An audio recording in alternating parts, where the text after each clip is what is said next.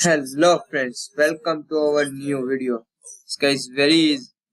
Today in this video I am going to teach you how to change desktop background. Guys, very easy and very simple method to change desktop background in desktop. This guy is very easy and very simple method. Guys, if you are new in my channel, please like, share and subscribe my channel. Let's start our video.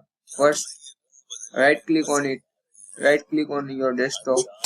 Then you can see this type of interface you can see in your desktop. Then click on this personalization.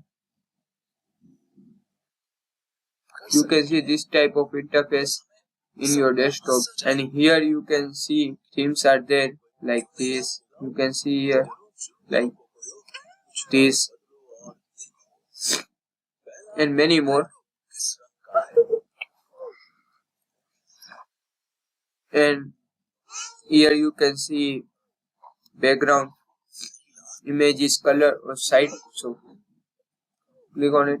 Here you can see so many sites flow and etc, and so many functions are there in this lock screen and etc. Thanks for watching. Please like, share and subscribe my channel. Thanks for watching.